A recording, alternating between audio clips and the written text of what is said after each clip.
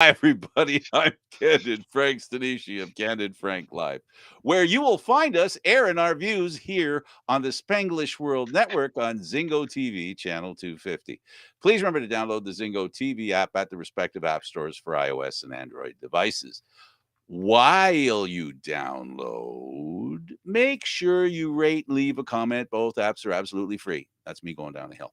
Zingo TV is available on Google Chromecast, Amazon Fire, Fire TV sticks, Roku sticks, and also on all smart TVs 2016 forward. Now, as usual, joining me, my partner here in rhyme, not crime, in rhyme, um, Aaron William Freeland.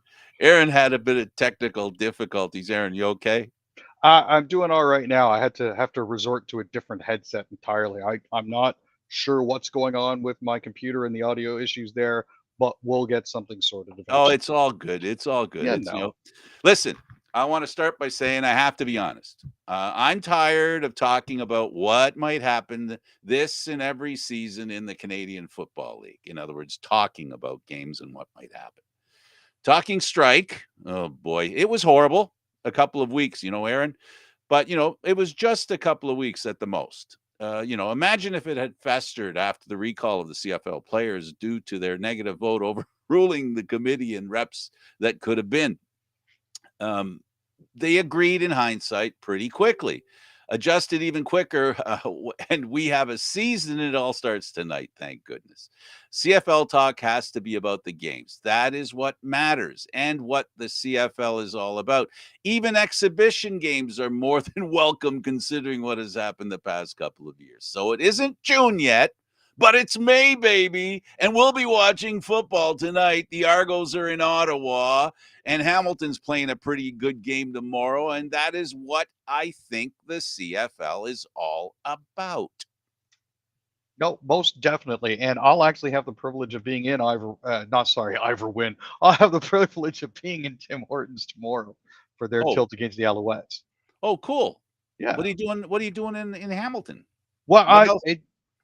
at the last Toronto Rock game before they failed out of the playoffs, um, the Hamilton Tiger Cats were actually at the Toronto Rock pregame, Oh, and cool. they were giving away free pairs of tickets. Oh, So nice. yeah, That's good work by Hamilton. yeah, most Trying to steal definitely. the few Argo fans that we have. Oh no, this is just a one-off. No, I didn't say you. I mean them. That's what they're trying to do. They're trying to take away all the Argo fans. Shame on them. No, actually, congratulations. It's a great game. It's a great place to watch a game. It's a full house. And no offense to the Argos and BMO Field, but the the the atmosphere needs to improve at BMO Field. It just has to improve. The atmosphere, in my mind, rightly or wrongly, is totally about the fans in the stands. And it's something I've been greatly anticipating for a while now. The last time that I was down there was 3 years ago for a Premier Lacrosse League 2-day event there. So I have some friends that I'll be staying with, just a hop, skip, and a jump away from the stadium. So that's all good. And we'll be starting the tailgate tomorrow at noon, which means I'm out Yes, of the house by 10 a.m. tomorrow. they do. Hamilton does a great tailgate. They do, really do. Very much And looking then forward to it. your buddy Jarrett hasn't been there the past little while. I've gone looking for him. He hasn't been there. I got to find out why he's not going. He's one of the. Oh my goodness. I want to call them the roadies, not the roadies. The Box J The boys. Box J boys. My goodness. Well, I'm not big into Hamilton stuff. What can I say? So yeah, so the Canadian Football League is back. The games will be happening. Real quick, I made the comment about really the strike brouhaha didn't really last that long. By your definition, was it that long? I don't think so. Was it really even a strike? Exactly. Definitely, it wasn't a lockout, which usually is tantamount to an extended strike, and it wasn't that. And it's funny, that the argument was over keeping the Canadian Football League Canadian or Sometimes Canadianish. the arguments and the disagreements uh, come from the weirdest of places over the smallest of things.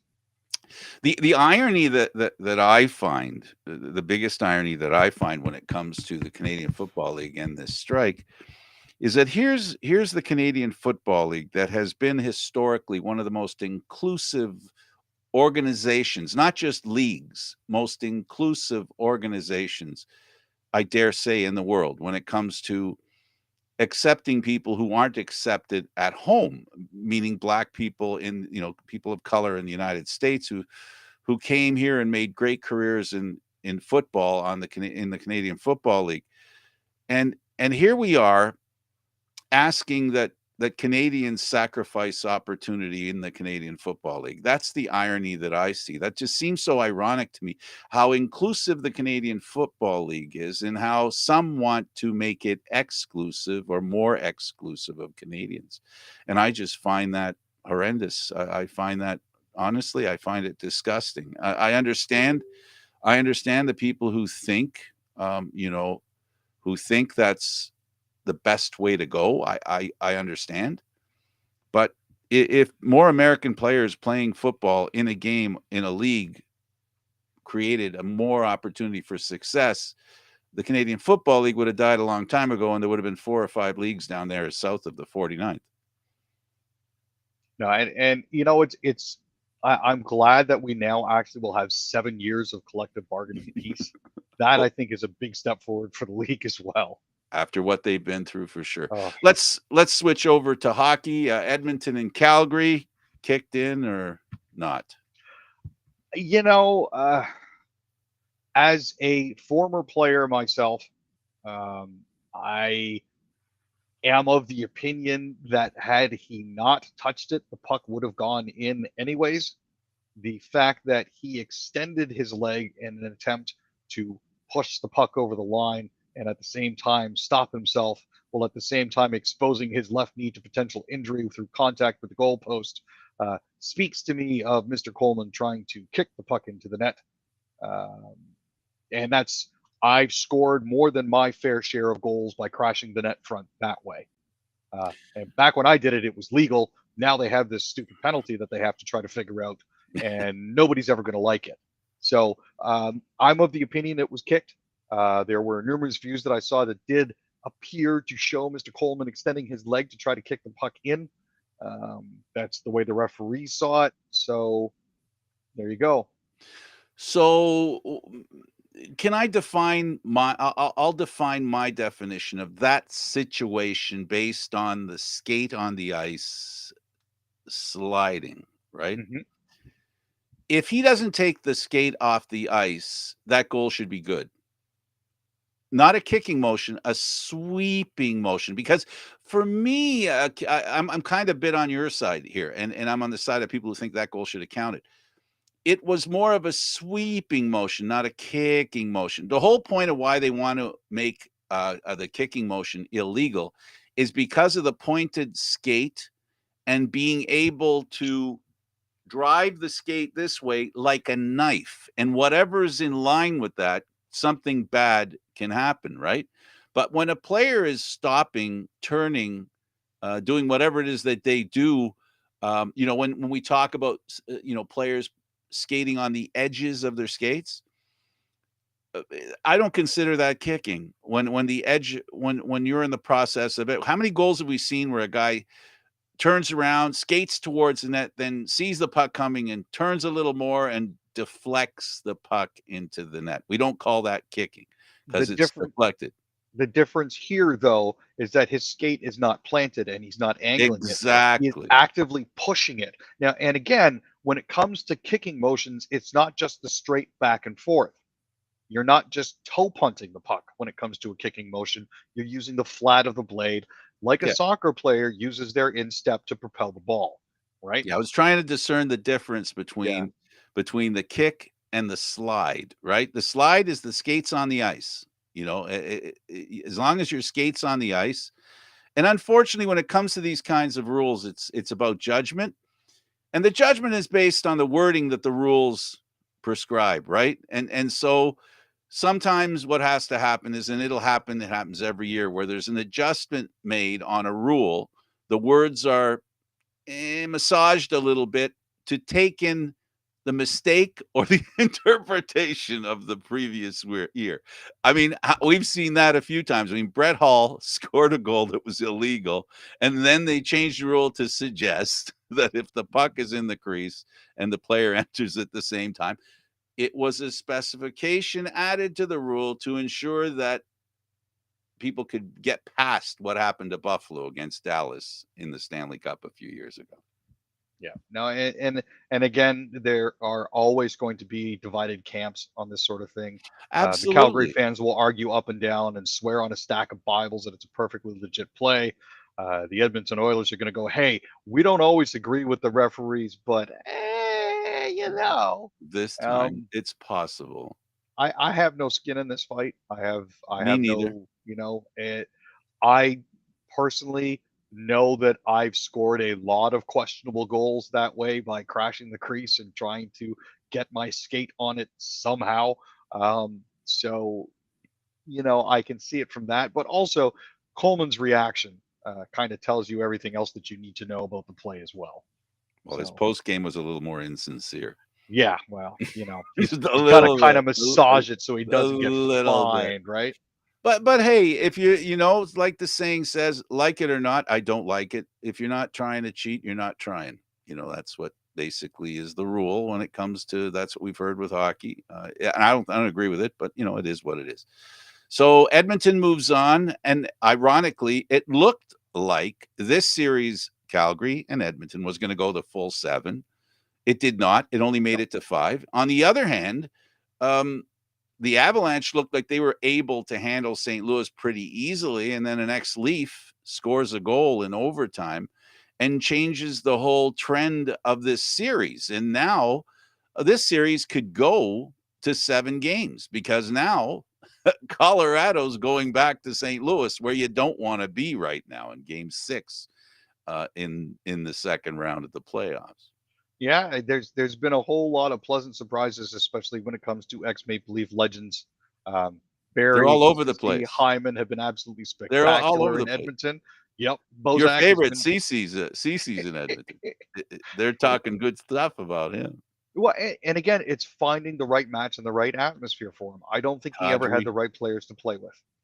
Kadri. Yep. Can you imagine what the Leafs would be like with Kadri on the team? He was the second line center when he was here. They'd probably be missing him because he'd probably have been suspended again. I'm just saying.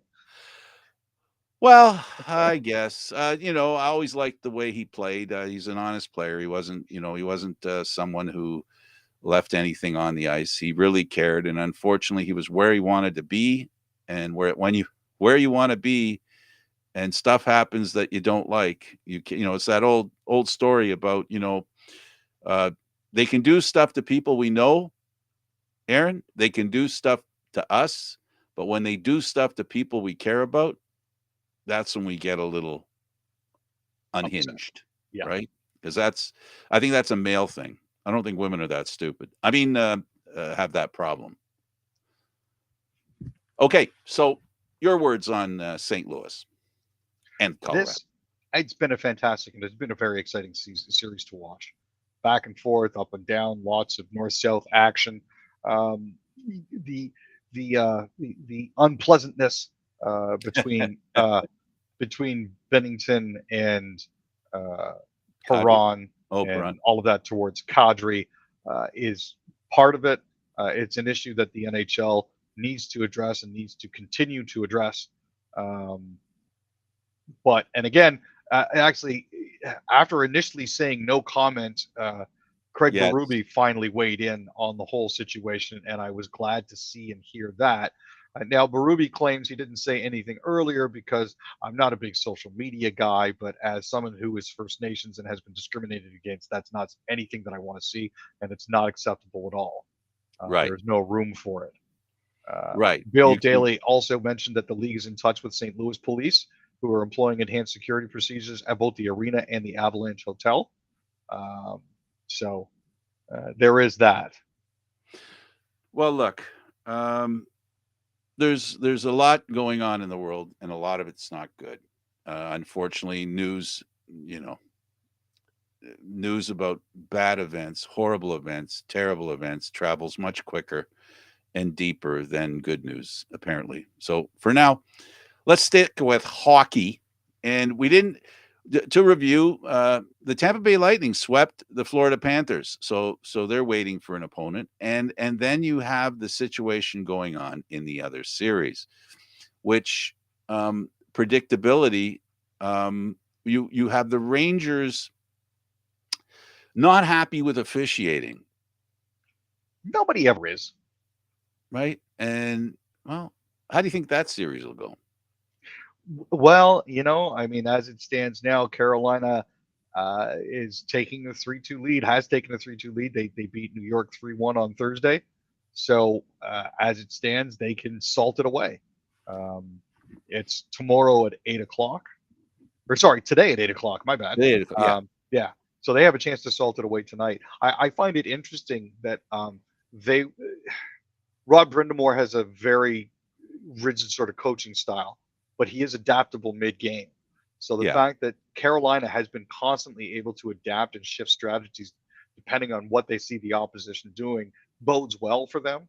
And um, at this point, I'm not sure what it is, but they've still managed to find ways to win games. So Absolutely, and this gives us an opportunity. The door opens, a window opens, whatever, a sliding door opens for an opportunity here to talk about the Maple Leafs. Thinking about the Carolina Panthers, get Carolina, sorry, Hurricanes, Panthers. I'm in football. I'm in football mode. I'm thinking football. Um, you know, Leaf fans are going to be right now. They're many of them are concerned because they can see the writing on the wall, and the writing on the wall says there won't be any soup served in the Toronto locker room next season. The odds of Campbell staying in Toronto, if he wants anything more than I'll say $3 million or $2.5 million, if his agent wants more than that, they're not going to get it. I don't know where they're going to get it if that's what they're going to do. There's going to, I understand that they can go into the off season with a cap that doesn't count where you're at until training camp and such. Can they make moves? What moves will they make? Is Nylander and the way he's playing in the World Championships? I don't know if you saw him rock'em sock'em hockey from Nylander. If he's trying to send a message either to the teams that may consider trading for him or the Leafs keeping him, it's going to be hard for Toronto to get soup here. But the reason I'm mentioning the association with Carolina, they're not playing in the playoffs right now and succeeding with their number one goaltender. no, that is very true. Unfortunately, Freddie Anderson's return has again been delayed. So, they are reaching back down on the depth chart to try to figure everything out. Um, It kind of and makes goaltenders not that important when you think about it on balance. Like you can find goaltenders for a lot less money than you can defenders or forwards. well, here's what I find interesting. There was actually an article that I saw that showed how the Maple Leafs could actually fit everybody that they wanted to fit, including re-signing Campbell without having to trade anybody and running it back with exactly the same roster. I mean, it Okay. does help that Giordano took a bit of a hometown discount to come back for the next 2 years, but the Right. discount that he took on his contract actually covers Timothy Liljegren's plus minus performance bonus that was going to be a bit of a stumbling block for them going into Yeah. silly season. So um, it is possible for them to run it back with exactly the same roster and see what happens. Well, it'll be interesting, but I see it at the very least, Aaron, as a challenge, Oh, most definitely. I mean, it's right? not going to be easy by any stretch of the imagination. But if you massage things and move certain players around and are smart with the cap, and Lord knows the Leafs have been smart with the cap, given the restrictions that they place themselves in, it is pretty decent to say that I think that they can actually run it back. You remember a few years back, Washington locked up a few big players, and they were supposed to win it in 2017, but didn't, and then came back with exactly the same team the next year and won it in 2018. right? Yeah, no. Hey, It's listen. possible. Nobody's saying I've never been. I've been critical of the Leafs, and I think constructively critical. And I think hindsight shows that my criticism was never about just picking on them. It was stuff that they themselves recognized and changed. Mhm. I believe that right now with the Leafs, they have the ability, or at least have proven the ability. Can they do it again? Can they go searching through the clearance bins, in the and these are not ungreat players that we're talking about, but there are players out there that are undervalued. Can they find an undervalued player like they have this year? They found a few, and they brought them onto the team, and those players were pretty effective in the regular season, helping the team get to the point where they could play game 7 in the first round at home, which we all know is important, right? Yeah. So they need to repeat that again. And again, I brought up Carolina. We were talking about Carolina. They look like they should win, but if the Rangers win in New York, things will change. And I was just bringing it up just because I see parallels there that I can help Leaf fans calm down a little bit when it comes to goaltending. Goaltending is very important, but there are a lot of goaltenders out there. There are so many goaltenders. I mean, Binnington, we talked about him in St. Louis. He came out of nowhere. He came out of the East Coast Hockey League, for goodness sake. That's three sets of goaltenders down, right? so they're out there. So when it comes to goaltending, it is both the most difficult and the easiest soft spot to fill. It just depends which it's going to be for certain teams in certain circumstances. That's all. And I think a large part of why Carolina is actually enjoying success with their backups in goal is the fact that their defense is as solid as it is, Absolutely. and that's the Leafs' Achilles heel at this point, really. What we're hearing in the playoffs this year, the statistic that jumps out at me that gets mentioned more than any, it's block shots. No, That's and one then we hear a lot of yeah, and with it's that Carolina. certain amount of insanity involved in blocking shots, quite frankly. Um, Yeah, yeah, but I think if we got a second to talk about block shots, why I think they're most important. I think they're important because as much as the goalie can get in your head, so can the defenseman. And then now you're trying to figure out, okay, well, I can't take a shot for him. I'm gonna have to wait to get a better angle. And we know what happens when players have to make decision B. It isn't always a great decision because a lot of players have decision A, they got it. There aren't many players like Marner and or any other great players that you have that have, a plan B, C, and D, So when you're up to a guy who's going to block a shot, and if you can't get the puck in the payoff zone, I'll call it the payoff zone, then goals go down, and the goaltender just has to concern himself with making a save, and basically, essentially, that's I think playoff hockey is when goaltenders. The one thing you want from a goaltender is you want him to have the puck stick to him first, yeah, and you want the goaltender to not be that busy because if he is, you're depending now on a lot like what we're seeing, the Tampa goal is just ridiculous. It's insane. But he's not the rule. He's the exception. You know what I mean? He makes the rule, Vasilevsky is one of those guys that right? just doesn't. And the Leafs didn't make him look that good as you've mentioned in the past. Let's talk about the Laval Rockets. They advanced in the Eastern Conference Finals. Um, their goaltender's just crazy. Oh, yeah, Caden Primo has been absolutely fantastic for them. Um, that is really that's been one of the big things for them all the way through. Um, but yeah, Primo stopped 34 39 shots. Uh, they swept basically, and it's pretty crazy. They scored 4 goals in 4 minutes last night to get past them. Uh, I'm just flabbergasted at how awesome this team is. And I mean, the way that the Rocket have been playing speaks well to the developmental pipeline for the Canadians as well. This is obviously going to bleed through, which is awesome for them. Um, it's It is what it is, but they've been absolutely fantastic and absolutely lights out these playoffs. They've been fantastic, is right. The Vancouver Canucks signed a Swedish prospect. Yep, they signed Linus Karlsson to an entry-level deal. He played 52 games for Skellefteå AIK of the Swedish Hockey League last season, had 26 goals and 20 assists. Um, he was the league's rookie of the year and played in 6 playoffs games out there. Um, so they're getting a player that has a lot of international experience, which will suit him well, help him. He's only 22 years old, so there's definitely some upside to him as well. The men's worlds, Canada defeats Sweden, shocks them in overtime. This was a fantastic game. Had it on yesterday morning, but yeah, everything just got rolling really, really quickly in the third period. It looked bad. We were down 3-0 coming into the third period, and all of a sudden, they basically shot out the lights. So, But did they import Mangiapane there? Oh no, that was no, last. that happened after this game. Yeah, But Batherson actually was absolutely fantastic.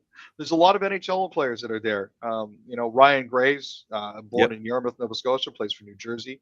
Pierre-Luc Dubois, Saint-Agathe-de-Mont in Quebec, plays for Winnipeg. Matt Barzal, Drake Batherson, Max Comtois, Nicolas Roy, Thomas Chabot, Dylan Cousins, Chris Dreger, all Yeah, there. these are the best of the non-playoff teams. Yeah, exactly. Right? It's what it is every year. And they, I don't know about you, but I think they're getting better. They are steadily improving, yeah.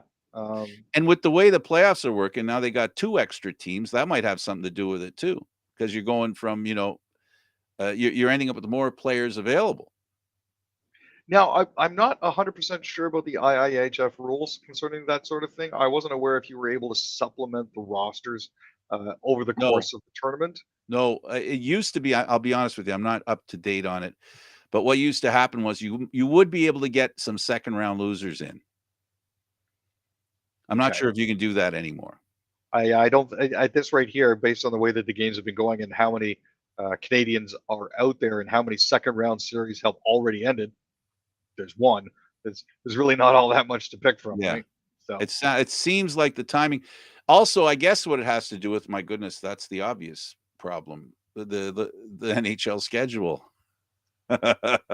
It's gone further down the road, and the World Cup's played at the same time, the same date every year. So yeah, there's a couple of weeks. So yeah, so they're gonna have to do it with less NHL players, but it really doesn't matter. There's so much depth in talent in hockey in the world, for every country, because we know it here in Canada, where we've been for years. We've had Russian juniors playing in the Canadian Junior Hockey League, the Canadian Hockey League, as it's known. We had, my goodness, the Leaf Austin Matthews played in Switzerland as a junior, and these aren't isolated cases. There's a lot of Canadians that are playing out there at a very tender age, and there are a lot of Americans as well playing everywhere. We have so in a kind of a way, and you can drop a pin at any time and then subtract a couple of leagues and then create a championship series, and it'll be okay. It'll be a good series. yeah. And this one is. So hope Canadian fans enjoyed that game. I know they did, at least the ones that were still watching. 3-0, then never mind. Okay, let's get into a situation. Hockey Canada has dealt with an alleged assault. I don't know. You want to expand on it? So a few years back, there was a woman came forward alleging she was sexually assaulted by 8 CHL players, which included members of the men's 2018 Canadian World Juniors hockey team. Now, she's dropped her lawsuit against the players, Hockey Canada, and the CHL after reaching a settlement. She claims she was assaulted while intoxicated in a London, Ontario hotel room. These players were only identified as John Doe's 1 through 8 in an 18-page statement. But according to her lawyer, Robert Talek, plaintiff is satisfied with the outcome and relieved that this difficult matter has been concluded. Word of this spread to the NHL, and rumblings out of the league offices have indicated that they're going to be investigating that incident as well, and there could potentially be repercussions if any of those John Does. And again, we don't know who these people are because they've been you know they've been anonymous. Um, those individuals may face further discipline by the NHL if any of them are currently employed by NHL teams. And that's to be expected. I mean, Yes. there's a standard the National Hockey League, um, literally has been dragged into that they can't drag themselves out of. It's Yeah. that simple. I hate to sound so, um, well, let's be clear. It took a lot for them to own up to some of the stuff that's been going on. A lot of finger pointing, but let's hope that the players involved here. Um, I'm not suggesting what I think the price that they should pay should be, but one thing's for sure that even if we call it a mistake that they did, there needs to be an understanding of how they ended up in that situation and how they should never, I repeat, never be in that kind of situation again. Um, you know, it's a horrible situation, and I'm glad that the lawyer has mentioned that the young lady is satisfied with the way it turned out. Note, she didn't say she was happy. She was just content with the way Satisfied. it Yeah. satisfied with the way it turned out. Um, and I'm sure she would have preferred not to have it happen. But I'm glad that her, because what really matters is, as the victim, she determines whether the punishment was enough to a degree, right? Yes. So she Yeah. had one hurdle that you can get over to make this go away is to have the victim be satisfied with what happened and how it's been dealt with. That's the first level.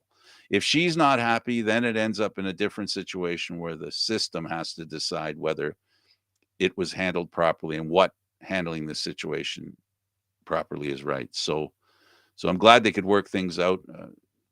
It's, as an old man, I see these young people, and lives can be ruined. I'm not just talking about the players here. I'm talking about the young woman. So it's something to care about and worry about. All right, let's get to news. And the biggest news in the world today is, well, the rampaging Americans. You know, guns. And again, it's times and stories like these that just leave me at a loss for words. It is one of those things that you hope never happens again, but for some reason just keeps happening. And people just throw up their hands and go, "Well, there's nothing we can do." There is. Let's Um, start by reminding folks. You see the Canadian flags. You know where I'm at. But we have this issue in Canada as well. And what I will say is this, and this is important to me in my mind. The Senate in the United States, which is a governing part of the governing body, was sent legislation for HR 8, I think it's called. So I didn't do research on this. This is just memory, paying attention, watching what's going on. And this law is about making sure people who shouldn't have guns can't get guns, right?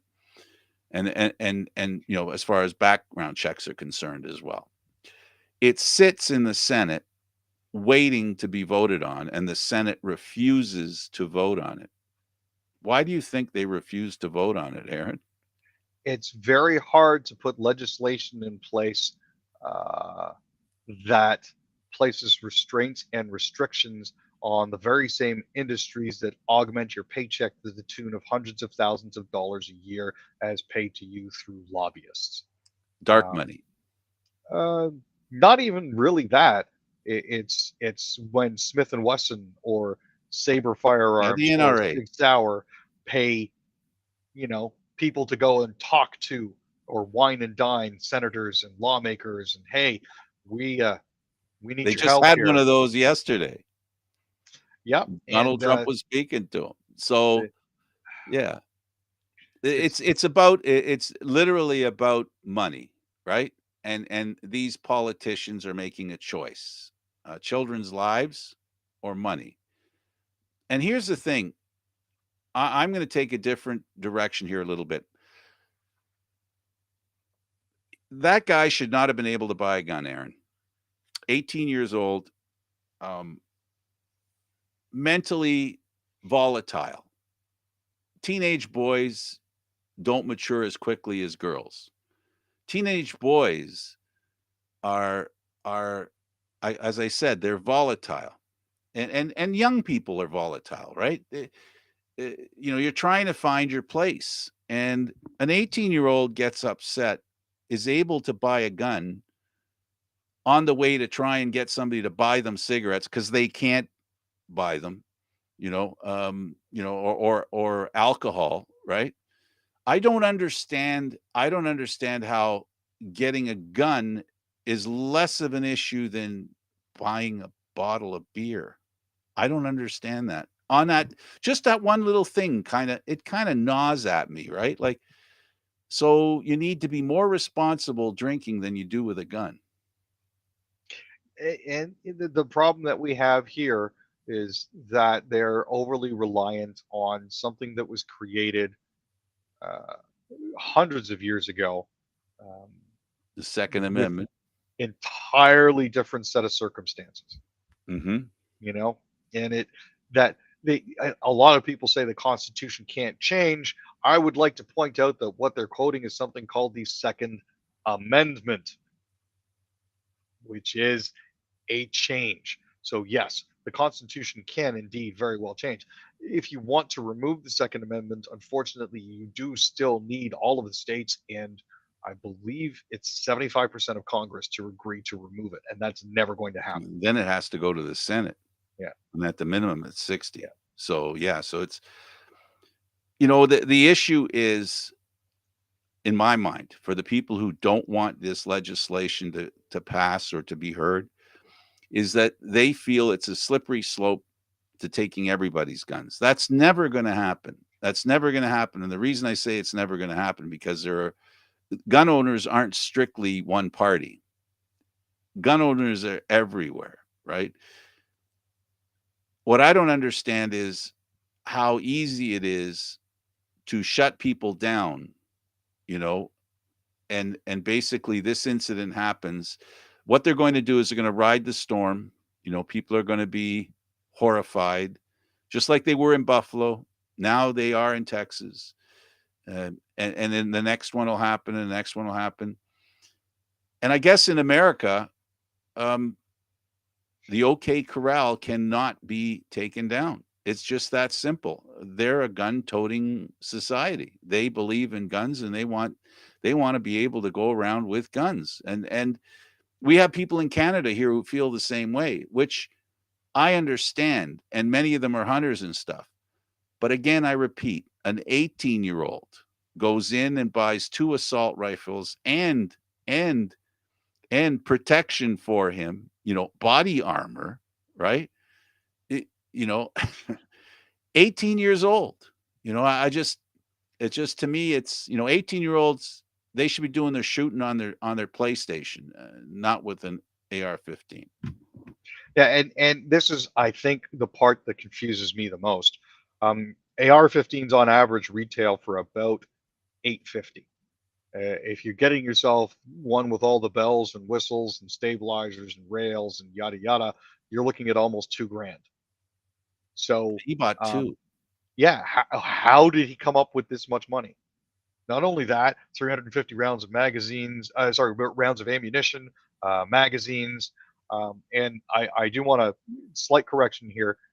It's not an assault rifle; it's a semi-automatic rifle. Oh, Um, okay. yeah, but that the argument that people will make in the comments is that, oh, you used the wrong term. Just like to clarify, it is a semi-automatic weapon. It discharges one bullet per one squeeze of the trigger, and the faster you squeeze the trigger, the faster you can shoot. Ah, So, in okay. that sense, yes, it's not fully automatic. Those are illegal, thank goodness. But it's one of those things where it's just like, how does a guy come up with that much money in the first place? And why is that necessary? Some people say it's for home defense. Some people say it's for plinking squirrels. Um, I have yet to see Well, a deer with a flak jacket or a deer that shoots back. So it's not for hunting, at I least got to not tell you. animals. And then my final comment on this is that because I don't want to start crying or anything like that, and I don't want to get really, really upset. What a horrible way for young children to die, 8, 9, and 10-year-olds. Yep. Just imagine that's how they died. The last thing they saw was someone pointing a gun at them and blowing them into oblivion to the point where they're unrecognizable, where the parents have to provide evidence of DNA so they get to claim their child that they brought to school and expected to bring back home. That's the part that bothers me more than anything is the victim. In this case, the children. What a way for a child's life to end. And the circumstances and the descriptions and the timelines that are being provided by the police aren't improving the situation at all either. So I wish people who support gun ownership would at least acknowledge the pain and suffering caused by somebody who shouldn't have had a gun, somebody who isn't like the vast majority of gun owners. 18-year-olds aren't the vast majority of gun owners. Nobody's going after. Anyway, okay. We didn't talk about Iran and soccer. We forgot about that. Now I'm thinking in victim mode here. Canada bowed out of the game. Iran says they're gonna sue the Canadian Soccer Association for $10 million. They lost 400 grand in the deal. What are your views, Aaron? well, let's put it this way. Iran confessed to shooting down Ukrainian International Airlines Flight 752, killing 55 Canadians and 33 other immigrants that were coming to Canada, as well as all 176 people on board the plane, and never taken full responsibility for it. You want to sue us for the $10 million? Okay, cool, go for it. But here's the deal: if you do get the $10 million in court, you got to give it right back to the families of the deceased. That's right. Countersuit time. Yep. All right. So Murray Sinclair honored with Order of Canada at Rideau Hall ceremony. Yeah, so this is fantastic. Sinclair led the Truth and Reconciliation Commission, which investigated the experience of Indigenous children in residential schools. He has dedicated almost his entire life to championing Indigenous people's rights and freedoms. I think it's long past due. Mosque shooter Bissonnette can apply for parole after 25 years. So the Supreme Court ruled that the original plan was to have him serve consecutive life sentences with no possibility for parole. The Supreme Court of Canada ruled that that was unconstitutional and that he could apply. But I want people who are out there listening and upset by this to understand just because he applies for parole doesn't mean he'll get it. So Absolutely. he will still have to serve a life sentence. They've just said that it's a life sentence with the possibility of parole. So it doesn't mean it's going to happen. He can ask for it all he wants. I don't think he's necessarily going to get it. Quebec to start vaccinating contacts of monkeypox cases as 25 infections confirmed, and it's getting worse. There was one in Ontario, I think. Yeah. Now, just so people don't panic overly much, the same precautions that you took with COVID, you can take with monkeypox. It takes a longer exposure time for monkeypox. In order for you to pick it up, if you're with somebody, more of a direct contact as well. Yes, exactly, as opposed to aerosolized or airborne as COVID is. There does need to be a more sustained contact. We are getting vaccines for it, so there's that as well. And it's the vaccine that we're getting for it, which was approved in 2020, has also been shown. This is for smallpox and other orthopox viruses, has been shown to prevent monkeypox in animal studies. So yeah, and gay men need to be very careful because that's one of the places where this thing started. Yes, they have to be careful. This is not a criticism of being gay or not. Just hey, information, be informed. So please be careful out there. Protect yourself. Quebec drops section assisted death bill to ensure it gets adopted quickly. Now, the bill in and of itself was actually going to be passed relatively quickly. However, when Christian Dubé reintroduced it, there was an added section for individuals with mental illnesses um, that the rest of the opposition parties were caught off guard by, as well as the addition of severe neuromotor impairment, which hadn't come up in their initial debates. So Dubé said, "Okay, we'll just back that out, and we'll get it approved, and then we can amend it later." So, Chatham Kent Leamington Liberal candidate withdraws because of NDP personal attacks. well, this is Audrey Festeriga, who's withdrawn after the NDP raised concerns about her nomination. She said she was stepping aside due to the NDP's relentless personal attacks. This decision was also made, she said, based on my personal sense of morals and ethics. Um, Now, apparently, the New Democrats were alleging that the Liberal Party had broke electoral rules when filing nominations for her. Yeah, apparently, she didn't actually have the correct number of signatures for it. Mm. So, There we go. It's a numbers game. yeah. Manitoba eyes more private liquor sales, possible booze in grocery stores. We've had them in Ontario for a while, and I haven't heard of anything really terrible happening because of it. No, and it's a pilot program that they're thinking of that could involve groceries and convenience stores. It's currently before the legislature. Now, there's another bill that's before the legislature that would allow hotel beer vendors to apply for a new agreement with the province that would let them also stock wines and spirits. Um, they're looking at private label stuff, so stuff that isn't already available. Headline extremely serious Calgary man involved in terrorism activity has been sentenced to 12 years in jail. Aaron, expand on this one. Sure. So Hussein Borhot appeared Thursday before the Court of Queen's Bench Justice David Lebrenz for sentencing. He admitted to terrorism-related acts with the militant group Islamic State and has been sentenced to 12 years. So this is an individual who went to assist with Islamic State. They arrested him in July 2020 after a 7-year investigation.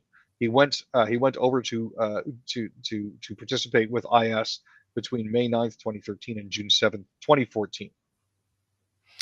And that's part of the information that they've done. They've done some research and cross-checking all the different authorities, Mm-hmm. groups of authorities that they were able to find this guy. And you know, I got another topic to talk about after if we have time. Move over. Sharknado, underwater Sharknado eruption captured by NASA. Yes, it's a NASA. Sharkcano. Sharknado. Yeah. Okay. Gotcha.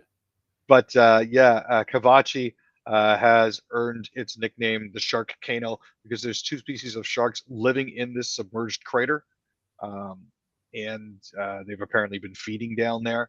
But it actually, spawned a whole bunch of them. The area is referred to as Cavachi's oven, and it's this most recently was the first recorded eruption since 1939.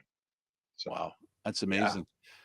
Kristen Stewart responds to backlash over her new film after viewers walked out of screenings. What happened? What's going on? Well, you have to understand. I'll try.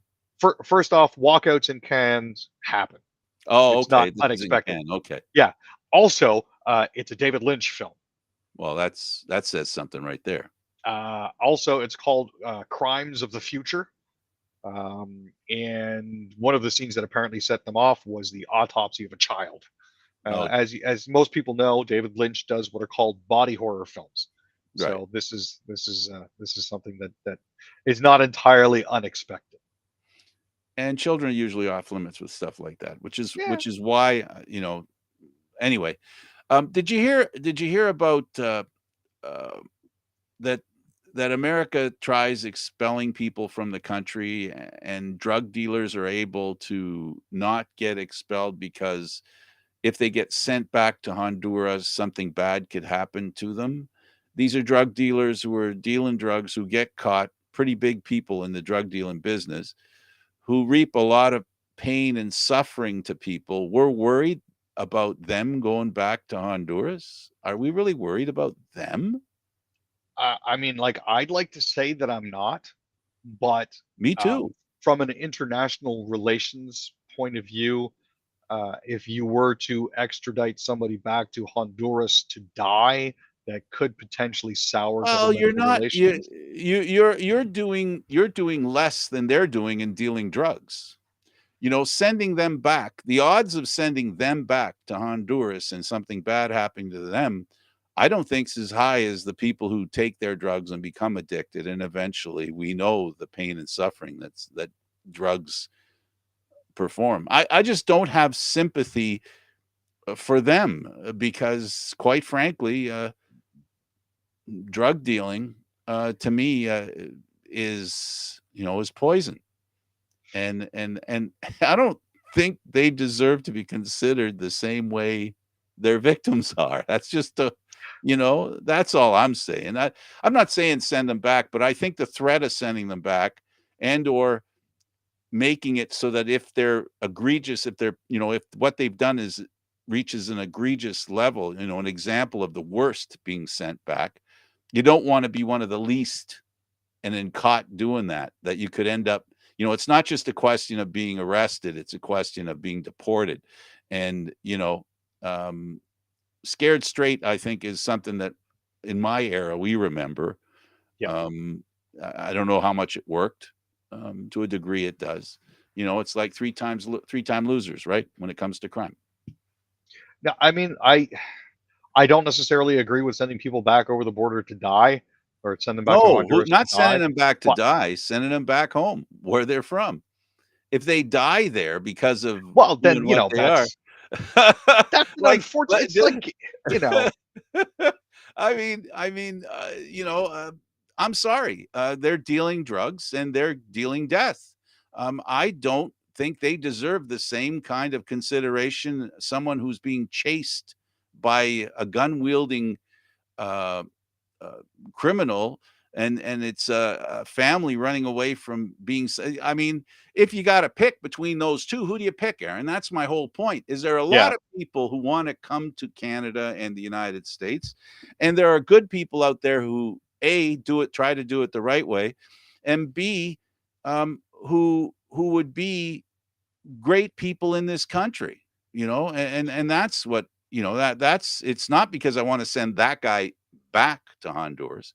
It's I want to trade him for somebody who appreciates being here as a decent As person opposed who to using deserves America to hide in. exactly Yeah. right. No, I can certainly That's appreciate that. all. That's Yeah. all. That's the theme. I don't know how you get there. I don't know how you get there, but that's I wish we had more control over importing criminals as opposed to importing people, decent people. If only there was a way to discern between the two clearly. And that's the problem. You can't treat everybody like a criminal, Nope, that's true. right? And you can't Yeah. treat everybody like an innocent. Nope, that's very true. That's the part that I find sometimes isn't considered. You can't treat either way. There has to be some sort of nuanced thinking, but we're asking government to be nuanced. Yeah, and you know what? There's no subtle way to go about it. That's pretty much the end of it right there. So anyway, it's wishful thinking on my part, not demands. Well, it is what it is. Thanks, Aaron. Hey, thank you, Frank. He's Aaron William Freeland. I'm Candid Frank Stanisci. Thank you for watching Candid Frank live, Aaron, Mondays, Wednesdays, and Fridays at 6 p.m. This show can also be heard on the Spanglish World Radio Network. For Candid Frank Live, other news, entertainment, and sports programming we offer, please check out SpanglishWorld.ca. Spanglish World. Watch it, hear it, read it, download it, and live it. Thanks for watching, everybody. Ciao for now.